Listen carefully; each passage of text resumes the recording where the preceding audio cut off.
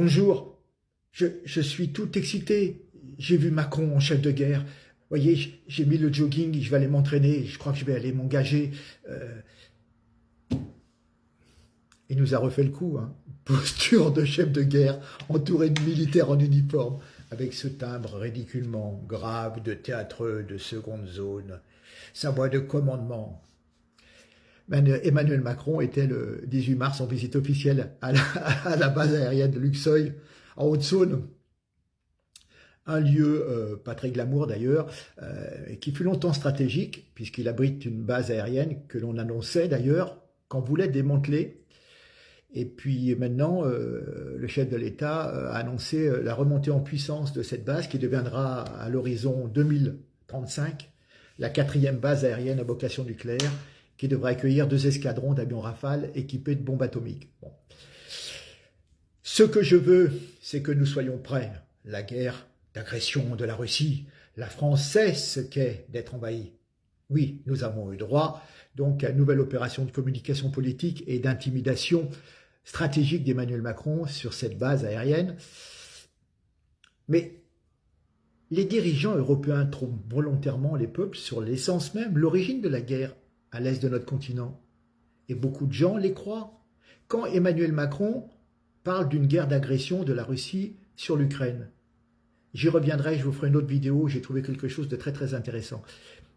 C'est pour ne pas avouer que l'OTAN a été trop loin dans son processus d'élargissement qu'on peut qualifier d'ostentatoire et menaçant vers les frontières de la Russie, qui s'est retrouvé un peu endigué, encerclé et frustré, comme désigné comme le pire ennemi à abattre. Regardez toutes les bases sur les cartes, toutes les bases américaines, enfin les bases de l'OTAN. L'Alliance Atlantique ne veut toujours pas admettre que ces élargissements successifs n'ont finalement pas apporté la stabilité et la paix sur notre continent, mais en fin de compte apportent la guerre. Quand il affirme que la France sait ce qu'est d'être envahie, Macron occulte le fait historique majeur de la présence de 900 000 jeunes clandestins sur notre sol qui ont pourtant violé en toute égalité nos frontières. Et nous ne savons rien de tous ces jeunes. Quand vous voyez les migrants, c'est 99% de mecs. Hein, on ne sait rien de leur passé, de l'état mental, de leur intention. Et, ils n'ont pas de chars, ils n'ont pas de missiles. Mais ils ont toute leur jeunesse, toute leur testostérone pour agresser nos femmes. Et pour beaucoup, une idéologie, malheureusement, leur religion. Et dès que nécessaire, des couteaux à volonté. Ça, on n'en parle pas. Nos rapports avec l'Algérie, il n'en parle pas. Mais il s'imagine un ennemi qui est la Russie. Hein? Donc, chez nos dirigeants, cet entêtement, cet orgueil, ce cynisme, cette lâcheté, franchement, cette absurdité, mais ça n'a plus de limite, quoi. Et puis, il y a bien pire que ça, et vous allez comprendre, c'est ce narcissisme du chef de l'État qui parasite le processus de paix en cours. Le pervers narcissique est un imposteur, son estime de soi est démesurée. Il se positionne systématiquement au centre de l'attention, au-dessus des autres, comme sur les photos prises donc sur la base de Luxeuil. Le pervers narcissique a un besoin inconditionnel d'être aimé, admiré, suivi. Je suis là au milieu. Sur donc les vidéos publiées par le président sur son compte X, tous les codes du blockbuster, du film de guerre sont là. Drapeaux flottants au vent, avions rangés devant les hangars, pilotes au garde à vous, et notre bon maître debout, notre leader debout sur une espèce de caisse à savon. Et ça me rappelle des images, oui, des images d'actualité. C'était Patton ou MacArthur en train de haranguer ses troupes pendant la Seconde Guerre mondiale. Ouais. Enfin, les mecs qui s'occupent de la communication à l'Élysée, ils ont des références, mais c'est quand même un peu lointain. Donc, 2 conclusions contradictoires peuvent être tirées de cette mise en scène.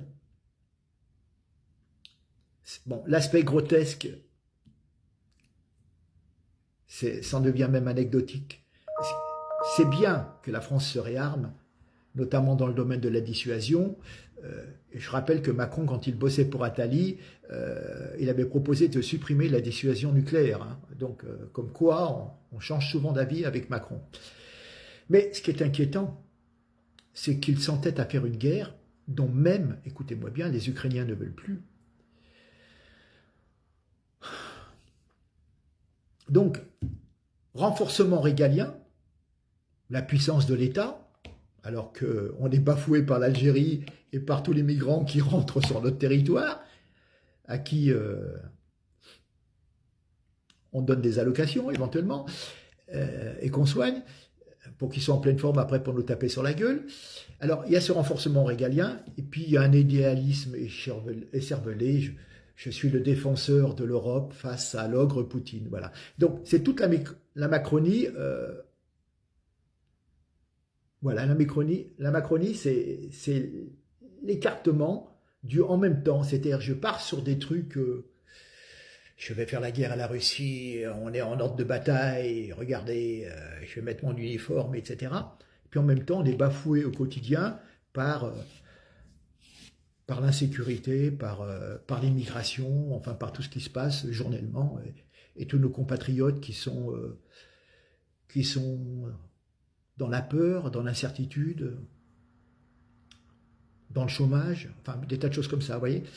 Donc c'est complètement fou, voilà. Donc Dieu seul sait où ça nous mènera, mais on a quand même un monsieur qui est assez narcissique, avec une estime de soi démesurée et qui a besoin d'être reconnu comme le leader de l'Europe. Et bref, enfin bon, en attendant, moi, je retourne m'entraîner si jamais on m'appelle sous les drapeaux, parce qu'on est mal barré. Merci, au revoir, et surtout, partagez s'il vous plaît. Merci. J'espère que vous avez passé un bon moment quand même. En attendant, au revoir.